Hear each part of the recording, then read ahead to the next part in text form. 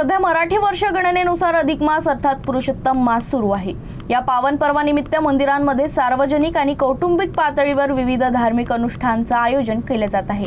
या अंतर्गत नागपुरातील एका कुटुंबातर्फे 33 मेहण्यांच्या पूजेचं आणि त्यांना भोजनदान देण्याचा कार्यक्रम संपन्न झाला। पाहूयात एक विशेष वृत्तांत। सध्या मराठी वर्ष गणनेनुसार अधिक मास सुरू आहे। आपल्या संस्कृतीत या अधिक मासाला पुरुषोत्तम मास असे देखील म्हटलं जातं। दर 3 वर्षांनी येणाऱ्या या पुण्य पावन पर्वावर अनेक धार्मिक अनुष्ठानं देखील पार पडत असतात। या अंतर्गत विशेषतः भगवान विष्णू आणि भगवान श्रीकृष्णाची आराधना केली जाते। विष्णू सहस्त्रनाम, दानधर्म, अन्नदान असे अनेक उपक्रम या महिन्यात पार पडले जातात। आपल्या अत्यंत धकाधकीच्या आणि धावपळीच्या जगण्यात आध्यात्मिक भावनेची जपणूक करणं देखील मानसिक शांतीसाठी अतिशय आवश्यक आहे।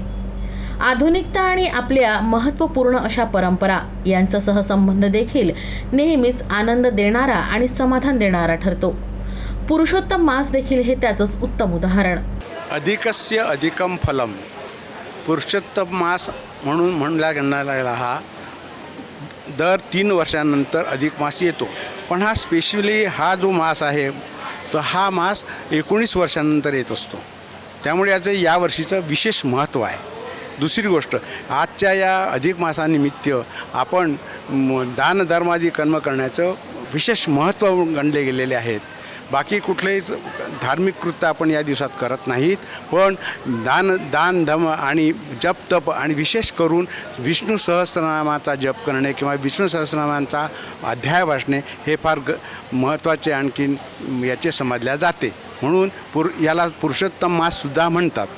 पुरुषोत्तम मासाला दानादी कर्म खूप महत्त्वाचे मानले जाते। त्यासाठी पुष्कळदा छिद्र असलेले म्हणजे अनरसे, बत्तासे या टाईपचे पदार्थ दानामध्ये सच्छिद्र दान केलं जातं आणि याचं महत्त्व विशेष असल्यामुळे ह्या मासामध्ये दानाला आणखीन पारायणाला म्हणजे विष्णू सहस्रनामाच्या जपाला फार महत्त्व आहे।